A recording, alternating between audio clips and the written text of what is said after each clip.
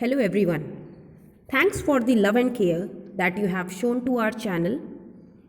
As you can see, this is the part 2 of learning 10 English words daily. ये हमारा दूसरा दिन है जिसमें हम 10 नए इंग्लिश वर्ड्स आज फिर सीखेंगे, उनकी मीनिंग्स और उनके सेंटेंसेस में हमें उन्हें कैसे यूज़ करना है उसके साथ. So let's begin.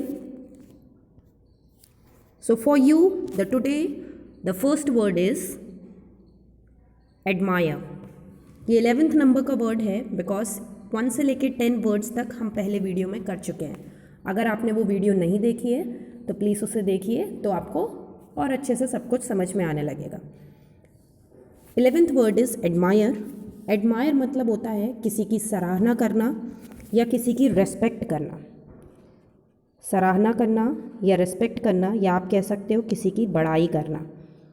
जब कोई अच्छा काम करता है हम उसकी बड़ाई करते हैं, ये इसका मतलब होता है admire. A hard working person is always admired, यानी मेहनती इंसान की सराहना हमेशा होती है. चलिए तो फिर दूसरा वर्ड देखते हैं. आज का हमारा सेकंड वर्ड है कन्फेस. कन्फेस मतलब होता है कि आपने अगर कोई गलत काम किया है और आपको लगता है कि मुझे ये बात सबको बता देनी चाहिए, तो उसी को हम कन्फेस कहते हैं. मतलब एडमिट करना, अपनी बात को सच सच सबके सामने रख देना. Ram wants to confess something. Ram सबके सामने कुछ कहना चाहता है. Next word is suffocation. ये बहुत ही कॉमन वर्ड है, हम सब बहुत इसे यूज़ भी करते रहते हैं, पर कभी कभी हम मीनिंग नहीं समझ पाते हैं. सफोकेशन मतलब होता है, जैसे मान लीजिए आपने घर के अंदर अगर आग लगा रखी है तो उससे क्या होगा, पूरे घर में धुआं फैलता है. उस धुएं से हमें सांस लेने में दिक्कत होती है. तो ऐसी भी कोई चीज़ जिसकी वजह से हमें सांस लेने में दिक्कत होने लगे, डेथ, और उससे हमारी डेथ हो जाए, या फिर हमें बहुत सफोकेट फील होने लगे, हमें ऐसा लगे कि हमें बाहर चले जाना चाहिए, खिड़कियाँ खोल देनी चाहिए, उसे हम सफोकेशन कहते हैं. तो death due to loss in breathing, जब हम सांस नहीं ले पाते हैं और उससे हमारी मौत हो जाती है, उसको हम सफोकेशन कहते हैं. सफोकेशन में ज़रूरी नहीं कि आपकी मौत ही होगी, ये ऐसा नहीं है. इसमें ऐसा भी हो जाता है कि सफोकेशन मतलब है कि आपको सिर्फ सांस लेने में भी दिक्कत हो सकती है. तो he died due two of suffocation. You can see the example. Next is bother. Bother मतलब होता है किसी को परेशान करना. किसी को परेशान करना, किसी को सताना, किसी के काम में दिक्कत करना. To disturb somebody. I never bother others. मैं कभी किसी को परेशान नहीं करती. ये इसका एग्जाम्पल है. Let's see the next one, that is stubborn. Stubborn सबको पता होगा, जो अड़ियल इंसान होता है या फिर जिद्दी होता है. जैसे आपने देखा होगा छोटे बच्चे जो होते हैं वो बहुत जिद्दी होते हैं, जो चीज़ की जिद पकड़ लेते हैं उन्हें वो चाहिए ही चाहिए. तो स्टबर्न मतलब होता है one who does what he wants. That means ऐसा पर्सन वो जो चाहता है वही करता है, उसे स्टबर्न कहते हैं. The students of your class are very stubborn. This is an example. आपकी क्लास के बच्चे बहुत ही ज़िद्दी हैं. आज का हमारा अगला वर्ड है, this is the 6th word, that is tough. Tough means difficult. जो चीज़ बहुत कठिन होती है उसे हम टफ कहते हैं. The sums of my maths book are very tough. मेरी गणित की किताब के सम्स बहुत ही टफ हैं, बहुत ही कठिन हैं.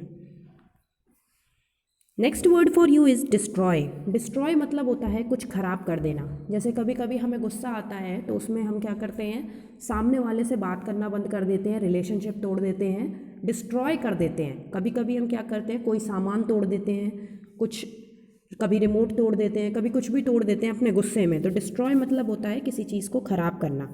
हर एक्शंस विल डिस्ट्रॉय हर. उसकी हरकतें उसे ख़त्म कर देंगी. This is the example. अगला देखते हैं जस्टिफाई.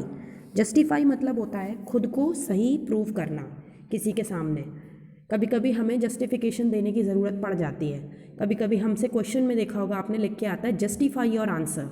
मतलब आप इसको बताइए कि ये आंसर सच क्यों है और ये कैसे सच है, उसको हम जस्टिफाई कहते हैं. Your ill behaviour towards your teacher can never be justified. इसका क्या अर्थ हुआ, इसका मतलब है आपके जो मैनर्स हैं, यानी जिस तरीके से आपने बदतमीज़ी की है किसी टीचर के साथ, वो जस्टिफाई नहीं की जा सकती. मतलब आप उसे कभी भी सही प्रूव नहीं कर सकते. तो जस्टिफाई का मतलब है अपने आप को सही प्रूव करना. अगला वर्ड है कंपलसरी। कंपलसरी तो सबको पता होगा, ये बहुत ही कॉमन वर्ड है। कंपलसरी मतलब होता है इम्पॉर्टेंट, जो चीज़ बहुत ज़रूरी है।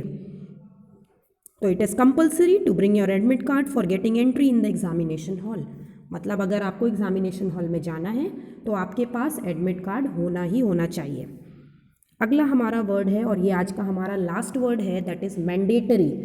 ये वैसे तो कोई कॉमन वर्ड नहीं है, फिर भी आपने देखा होगा मोस्ट ऑफ द टाइम जब भी आप कोई फॉर्म फिल करते हैं या आप अपना ईमेल अकाउंट बनाते हैं या कुछ भी, तो आपने देखा होगा वहाँ पे ऐसा लिखा रहता है कि जिस भी चीज़ के आगे ऐसा एस्ट्रिक लगा है वो चीज़ें मैंडेटरी हैं। तो मैंडेटरी मतलब भी यही होता है कि ये बहुत ज़्यादा इम्पॉर्टेंट है। तो it is mandatory to fill all the details in this form. इस फॉर्म को भरने के लिए आपको सारी डिटेल्स भरनी पड़ेंगी, ये बहुत ही ज़्यादा ज़रूरी है।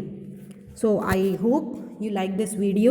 So thank you. Please like and share and subscribe our channel Sonam Pathak. Thank you everyone.